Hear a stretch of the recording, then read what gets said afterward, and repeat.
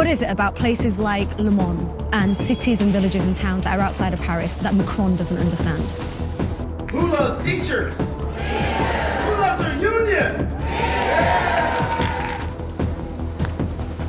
Come on, straight kick, straight kick.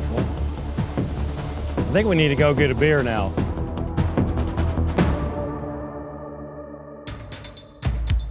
It is clear that while there is broad support for many of the key aspects of the deal, on one issue, the Northern Ireland backstop, there remains widespread and deep concern. As a result, if we went ahead and held the vote tomorrow, the deal would be rejected by a significant margin. British Prime Minister Theresa May has called off tomorrow's parliamentary vote on her plan to leave the EU, hours after Europe's highest court ruled the UK can unilaterally cancel Brexit. May says she'll seek reassurances from EU leaders on how to manage the Northern Ireland border, but it's unclear what she might gain. European Council President Donald Tusk says the deal won't be renegotiated. 他说这个国家正在发起一场对灵魂的战争。 Sermons like these may be the reason why Chinese authorities arrested Pastor Wang Yi and around 100 of his congregants on Sunday, pulling them off the street and out of their homes. The ruling Communist Party is officially atheist and requires organized religious groups to notify the state. But Wang refused to register his early reign Covenant Church or take services underground, like most Protestants in China. Supreme Court Justices Brett Kavanaugh and John Roberts broke with their fellow conservatives when they refused to hear an appeal from Kansas and Louisiana seeking to defund Planned Parenthood. That means a lower court's ruling stays in place, which allows patients to use Medicaid to cover health services besides abortion, from cancer screenings to ultrasounds. The Iraqi government partially reopened Baghdad's Green Zone, the fortified area that houses most government offices and foreign embassies. The symbolic move was timed for the one-year anniversary of Iraq's declaration of victory over the Islamic State, though attacks haven't stopped, and the military is still fighting ISIS along its border with Syria.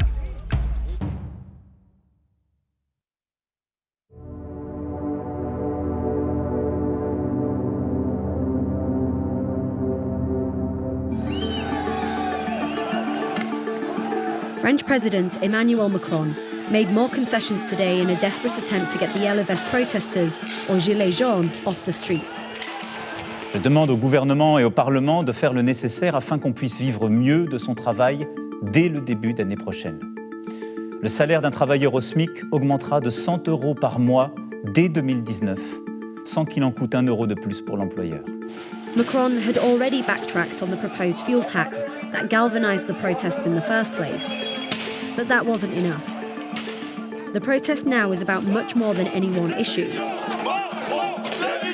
It's a working-class revolt over the cost of living in France and the country's economic policy in general.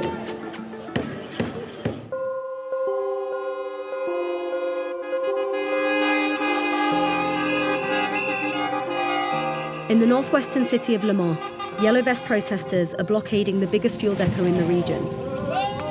For the past week, they've prevented the company that runs the depot from distributing gas and diesel to surrounding areas. Donc on a mis des barrières, on a barricadé tout le site pour pas qu'il y ait justement la police qui puisse nous déloger en retour. En masse, on était plus de 300 facile, 300 gilets jaunes. Peter Pilon joined the movement back in November when demonstrations first began. Ira va faire Macron barbecue. Macron barbecue. Je le mange même pas. France is famous for its strong unions and rights for workers, but Pilon doesn't benefit from them. He's a temp worker, placed at a tractor factory right next door to the blockade. Ils sont combien là-bas? Une vingtaine, non? J'en ai monté quasiment une dizaine au départ, donc je pense que oui.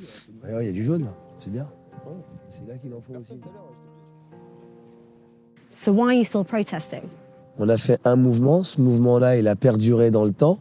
Aujourd'hui, on est encore là, et demain, on sera encore là. Je pense que le français, et je le revendique, en a plus que marre. En fait, en 2018, on est retourné au Moyen-Âge, à l'époque des rois, et que c'était les shérifs qui venaient frapper à votre porte pour vous prendre votre argent. Sauf que là, on le fait différemment. On appelle un roi un président. Le shérif, on l'appelle les impôts. What is it about places like Le Mans and cities and villages and towns that are outside of Paris that Macron doesn't understand? Parce qu'ici, rien du français qui est le français d'en bas, qui souffre, qui va trimer, et qu'il a tout à payer, ses factures, son loyer, s'il a acheté une maison, il ne le sait pas. Et s'il le sait, il ne l'entend pas en tout cas. Over the years, workers in Le Mans have seen their opportunities dwindle. A number of large factories either relocated abroad or reduced in size, and thousands of people lost their jobs. Comme vous pouvez le constater, il y a écrit 43 licenciements, ce qui est dommage. Can you talk to me about how you've seen families impacted by these economic problems that the city has faced? C'est toujours à dire mince, je suis en réserve, demain je fais comment pour aller au travail, est-ce que demander à un proche, est-ce que pour m'aider mon fin de mois, est-ce que tu as 20 ou 30 euros? Il y a des gens qui sont là, qui ont honte de cette situation financière. Des manifs, j'en ai fait, mais ça, c'est pas une manif, ça. C'est 68, quoi. C'est une révolution, c'est le peuple. Pour une fois, il y a une cohésion entre nous qui fait que la solidarité, grâce à cette solidarité, on est là, quoi.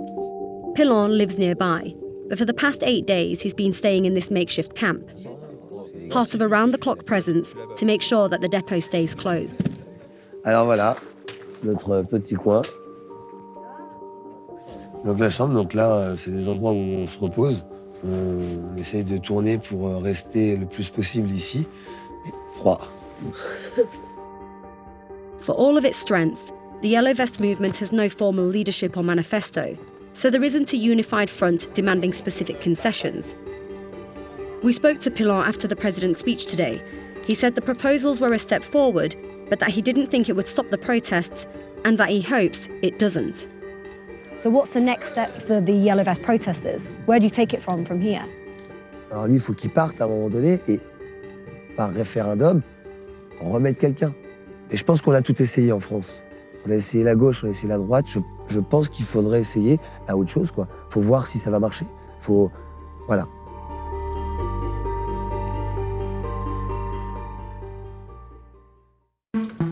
More than 500 Chicago teachers walked back into classrooms today after a successful week-long strike. It wasn't the first teacher's strike, but it was the first ever at a charter school.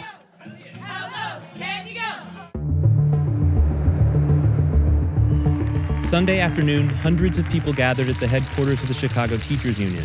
Who loves teachers? Who loves our union? They were celebrating the tentative contract deal worked out with Acero Schools, a network of 15 charter schools. And they didn't hold back.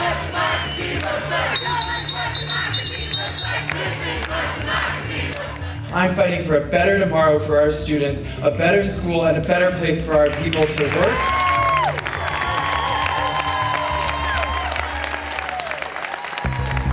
Bethany Rook, who teaches second grade at an Acero school, was part of the negotiating team. My classroom is incredibly crowded. Just the physics of fitting the desks into the rooms and the kids into the rooms and the supplies and things like that, it's very difficult. Chicago has more than 100 charter schools, almost entirely in low-income areas. The schools claim that they raise student performance, in part by setting higher standards and demanding more initiative from teachers. But they haven't consistently produced better outcomes for kids than their public school counterparts. And publicly available data show they're working teachers more, paying them less, and cramming more kids into their classrooms. Charter schools, which were built on the idea that bureaucracy was bad for education, were supposed to avoid powerful teacher unions. But as they've grown, their educators have slowly banded together. Nationally, 11% of charter schools are now unionized. In Chicago, it's closer to 25%. Earlier this year, the labor group that represented charter school teachers merged with the Chicago Teacher Union, and their teachers' complaints sound a lot like public school teacher complaints. What exactly was agreed upon when you finally reached an agreement with Acero schools? We got smaller class sizes. We're gradually going to drop down into 30 students. We agreed to have more staffing in kindergarten classes because that's where they really need it. Teachers are getting a longer lunch. We currently have only 20 minutes, and that includes dropping your class off and picking your class up. So it was only really down to 10 or 15 minutes. Now we have 30 minutes. Acero also tentatively agreed to increase teacher salaries to better match those at public schools. For Rook, it'll mean an extra $6,000 a year. Acero declined a request for an interview. In an email, it said its schools had some of the city's strongest academic outcomes and that teachers averaged a 7% pay raise the past 3 years. Acero also suggested the strike was driven by the Chicago Teachers Union's hostility to the very idea of charter schools. Repeatedly, when folks who work at the top of some of these charter school networks are asked about the Chicago Teachers Union, they say that the union's being opportunistic. So when we say, okay, we're going to organize the people in that charter school and fight for a real voice and some better conditions, then they say that that's cynical on our part. Where have they been for the last 20 years in all the fights about educational quality in the city of Chicago? I say hold up a mirror because, in fact, exactly the opposite is true.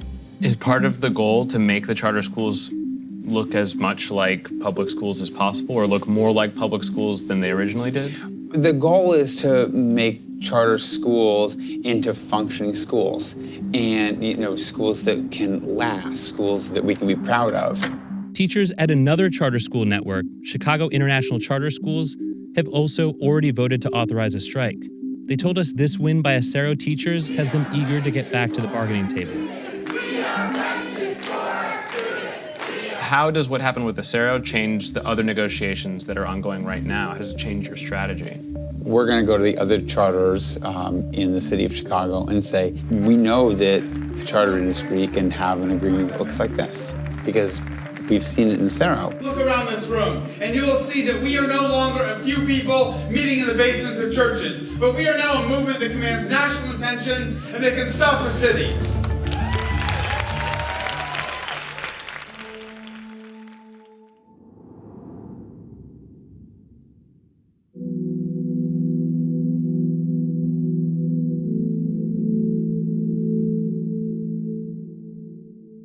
All anybody in Washington can talk about when it comes to the new Attorney General nominee, William Barr, is whether he'll protect the special counsel investigation if Trump tries to fire Robert Mueller.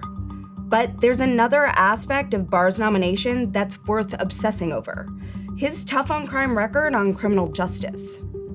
Criminal justice reform is a rare issue in Washington that gets bipartisan support. It's been championed by everyone from the Koch brothers and Jared Kushner to Kim Kardashian, to lawmakers on both sides of the aisle. And there's a bill, sponsored by Republican Senator Chuck Grassley, that would start to address sentencing reform. There's a lot of hope it will pass during this Congress or the next. Even President Trump is making the pitch. And we're all better off when former inmates can receive and re-enter society as law-abiding, productive citizens. But during Barr's time as Attorney General from 91 to 93, he shifted resources to focus on incarcerating more people. The highlight reel from Barr's early career at Justice plays like a parody of 90s politics. After he took over as AG in 1991, he immediately reassigned FBI agents to combat inner-city violent crime, doubling down on the war on drugs.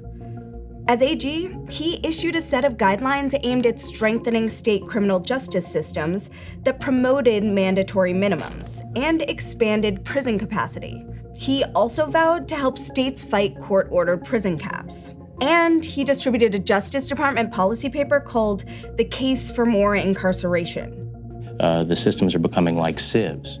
People are in and out of prison much too quickly. They're put on parole much too early.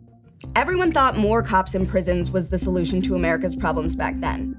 After all, it was Senator Joe Biden who pushed for the crime bill that President Bill Clinton signed, and that Hillary Clinton later apologized for. Biden, the Clintons, and many Republicans have evolved since then. The impact of mass incarceration, especially on Black and Latino families, has become too hard to ignore. But even as the tide has shifted on criminal justice reform, Barr's views seem like they haven't. In 2015, he signed a letter opposing a bipartisan plan to reduce mandatory minimum sentences. And last month, he joined two other former AGs in writing an op-ed bemoaning Obama administration policies aimed at cutting down on police violence. It said cops were afraid to do their jobs, calling it, quote, the Ferguson effect. Barr can't stop Congress from passing sentencing reform, But if he wants to, he can do a lot to limit the effectiveness of the legislation. The Trump-backed bill would let some nonviolent offenders serve out the last portion of their sentence in halfway houses or rehabilitation services. But Ames Grauert, senior counsel at the Brennan Center for Justice, told me an AG would have huge discretion over whether a program like that were funded or implemented. If Bill Barr doesn't believe that drug offenders can be rehabilitated, he can make sure they serve out every day of their sentence behind bars despite Congress's request. And that'd be really unfortunate. It'd be really frustrating to see President Trump, who supports the First Step Act, and Lindsey Graham, who also supports it and is about to become Judiciary Chair, both nominate and then confirm an Attorney General who will sabotage the First Step Act. Lindsey Graham and other senators will get a chance to ask Barr about this in his confirmation hearing, if they choose to. And what they ask won't just be a test for Barr, but for senators who say they're committed to reform.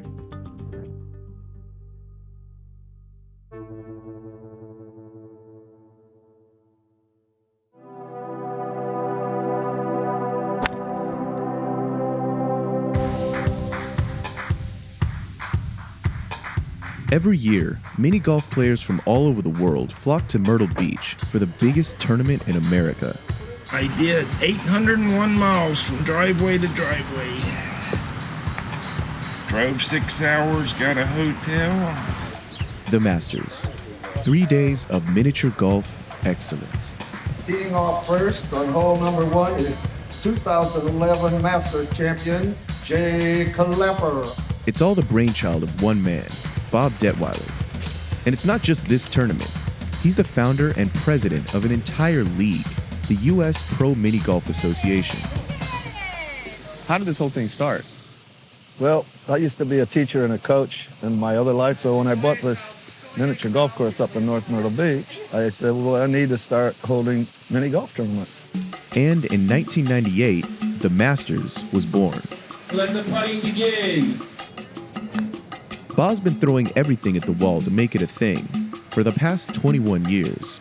And he even gets the family involved.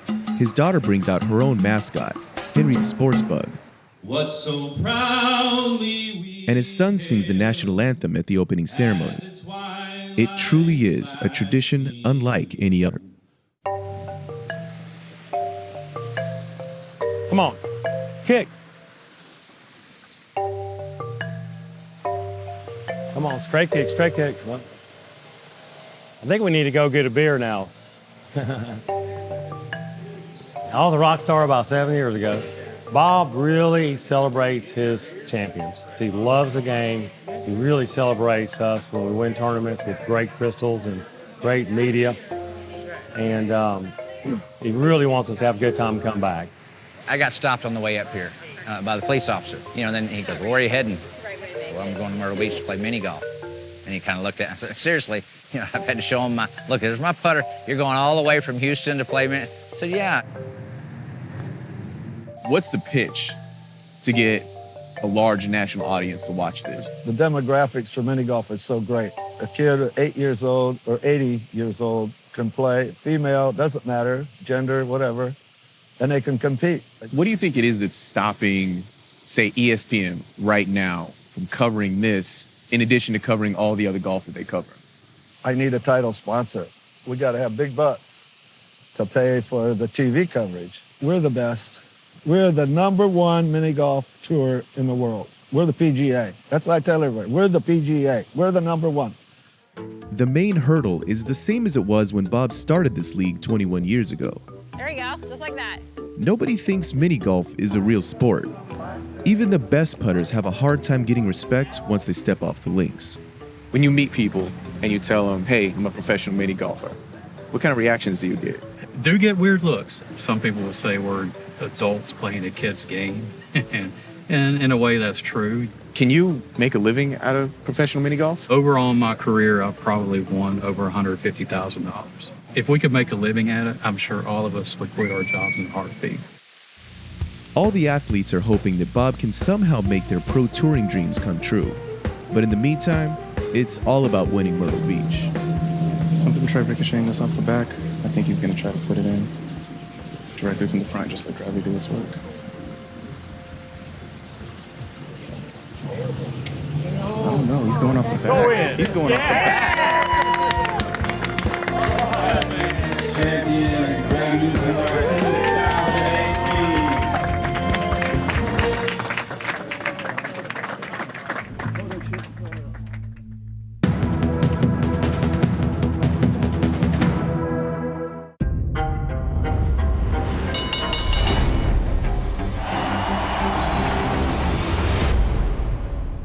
We were a few days away from the ATMs not working.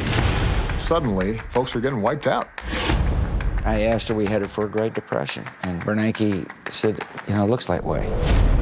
I'd look into the abyss, and I would see food lines, millions of people unemployed. Hank had just thrown up into a wastebasket. I don't know if it was a panic attack, but the markets were so fragile. We were never going to let it get known.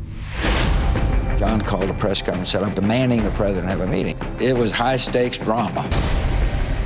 The meeting sort of descended into a little bit of chaos.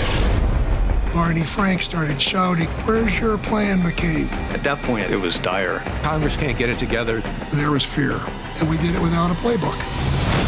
The fact that the American public hates what we did is not surprising, because in many ways it's un-American.